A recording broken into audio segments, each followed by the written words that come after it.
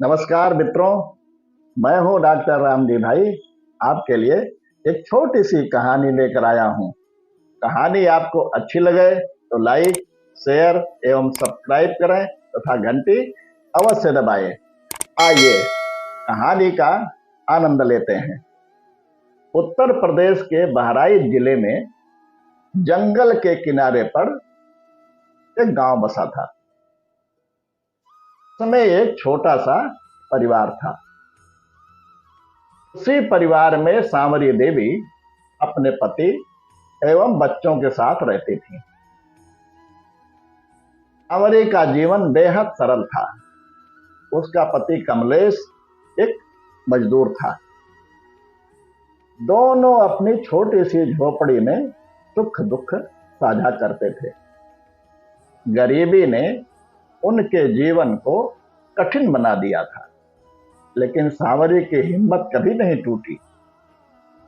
वो हर दिन चूल्हे पर लकड़ी जलाकर खाना बनाती और लकड़ियां जुटाने के लिए अक्सर जंगल चली जाया करती थी।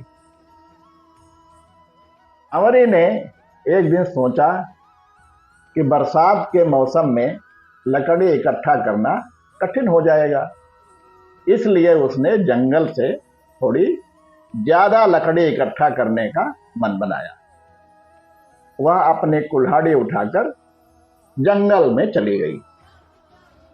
वहां पहुंचकर उसने एक हरे पेड़ की मजबूत डाल पर नजर डाली और उसे काटने लगी। पेड़ की डाल आधी कट चुकी थी। तभी अचानक वहां वन का अधिकारी धीरज आ पहुंचा। धीरज का काम था जंगल की सुरक्षा करना, लेकिन उसकी नीयत कुछ और कह रही थी।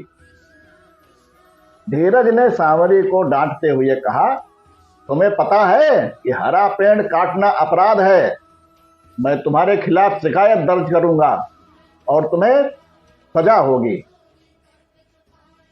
सांवरी ने विनम्रता से जवाब दिया, साहब गुस्सा मत होइए।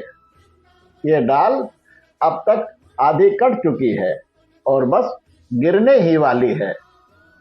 अब मुझे नीचे उतरने दीजिए, फिर जो करना है कर लीजिए। धीरज ने उसकी बात मान ली और डाल को खींचकर नीचे गिरा दिया। सांवरी पेड़ से नीचे उतर आई और फिर बोली, साहब पहली बार है, गलती माफ कर दीजिए। मैं पेड़ नहीं काट रही थी, बस डाल ही तो काटी है। धीरज की नजरें सांवरी के गठीले और मेहनती बदन पर टिक गई। उसकी नीयत अब साफ दिखाई देने लगी थी। उसने सांवरी से कहा, अगर तुम थोड़ी देर मेरे साथ बिताओ और मुझे खुश कर दो तो मैं कोई शिकायत नहीं दर्ज करूंगा। तुम जितनी चाहो लकड़ी काट सकती हो, मैं तुम्हें नहीं रोकूंगा। सांवरी ने तुरंत अपनी सख्त और ईमानदार नजरों से धीरज की ओर देखा।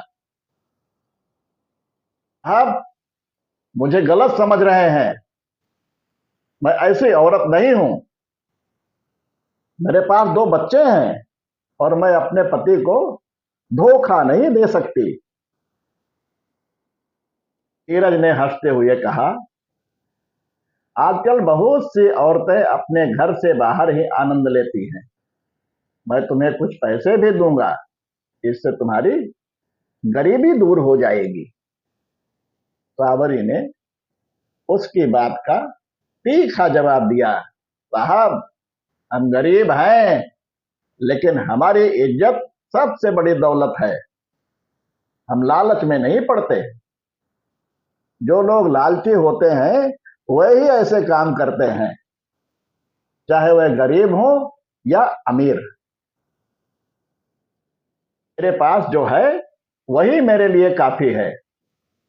धीरज की नीयत अब साफ थी। उसने धमकाते हुए कहा, इसका मतलब तुम मेरी बात नहीं मानोगी। अब मुझे कुछ करना ही होगा।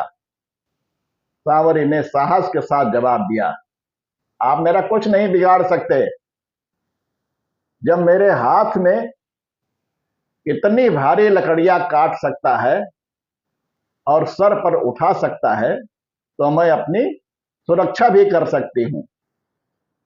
और रही बात कार्रवाई की, तो याद रखिए कि आप खुद इसमें शामिल हैं। मैं डाल काटी हूं, लेकिन उसे नीचे गिराने वाले आप हैं। धीरज सांवरी की दृढ़ता और आत्मसम्मान के आगे हार गया। उसने सांवरी को छोड़ दिया और वहां से चला गया। लेकिन सांवरी का आत्मविश्वास और उसकी सच्चाई का प्रकाश जंगल में छा गया। इस घटना ने साबित कर दिया कि सच्चाई और आत्मसम्मान से बढ़कर कुछ नहीं होता है। सांवरी ने न सिर्फ अपने परिवार का सम्मान बचाया, बल्कि समाज को भी यह सिखाया कि कोई भी महिला अपनी इज्जत और गरिमा की रक्षा करने में सक्षम होती है, चाहे उसकी स्थिति कैसी भी हो।